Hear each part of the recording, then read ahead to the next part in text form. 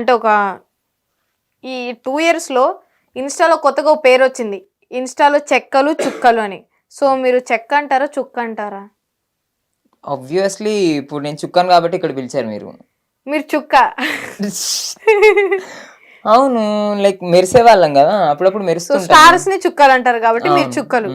చెక్కలని ఎవరిని అంటారు? తెలీదు అక్క.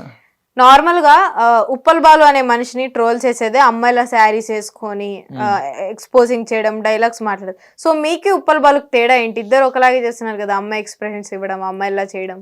నా దాంట్లో ఆల్మోస్ట్ 99% ఎక్స్ప్రెషన్స్ ఉంటాయి.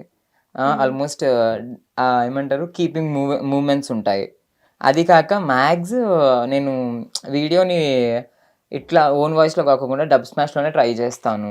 ఓకే, అబ్బాయిల ఎక్స్ప్రెషన్స్ ఇచ్చి ఒక్క వీడియోనే చేయొచ్చు కదా, అమ్మాయిల చేశాను. బట్ ఆన్ టైమ్ లో చేసినప్పటికీ అందరు ఏమంటారు, కుదరట్లేదు కదా వాళ్ళే అంటారు. ఇప్పుడు నేను ఒక గర్ల్ రీల్ చేశాను అనుకో, అచ్చా బాగుంది బాగుంది అని అంటారు. ఆ తర్వాత అబ్బాయిలా ట్రై చేయ బాగున్నావు అని అంటారు.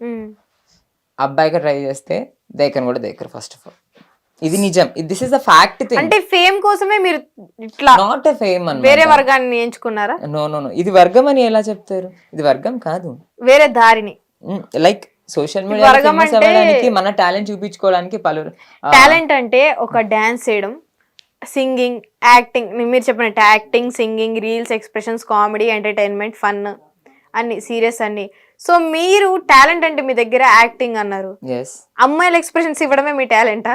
సి ఒక ఆడిషన్కి వెళ్తాము, ఆడిషన్కి వెళ్ళినప్పుడు అక్కడ ఆడిషన్ చేసే వాళ్ళు ఏం అడిగినా చేయాలి, రైట్?